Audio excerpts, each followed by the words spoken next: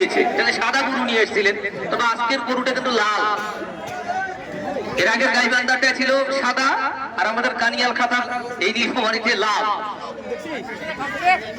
এবারে চ্যাম্পিয়ন দল এ রশিদুল ভাই খাসিটা কি দেবেন? আচ্ছা আচ্ছা আচ্ছা,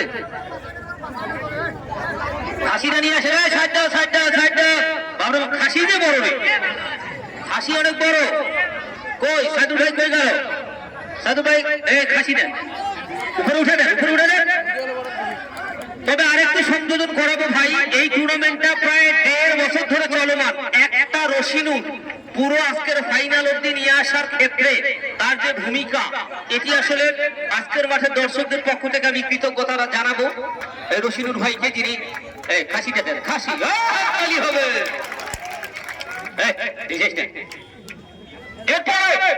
চ্যাম্পিয়ন দল উত্তরা শশী কোরানীপাড়া স্পোর্টিং ক্লাব পঞ্চপুকুর।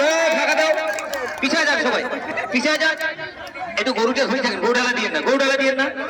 গরু পরে, গরু পরে, গরু পরে। গরুও ভাবতেছে যে এতগুলো মানুষের সামনে আমি পুরস্কার হিসেবে যাব। কই চ্যাম্পিয়ন দল? মানিক ভাই কই? মানিক ভাই কই?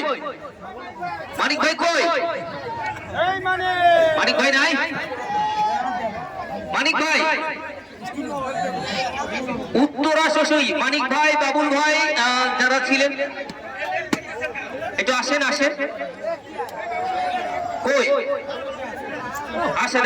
এই যে মানিক ভাই, হ্যাঁ এই যে বাবুল ভাই, বাবুল ভাই না ভাই, আগে ওদিকে নেন। ট্রফি এবং বল গ্রহণ করে, ট্রফি, চ্যাম্পিয়ন ট্রফি, ট্রফি দুই হাত দিয়ে ট্রফিটা নেন না, দুই হাত দিয়ে, হ্যাঁ ট্রফি, ট্রফি এবং জেলা পরিষদের পক্ষ থেকে একটা ফুটবল।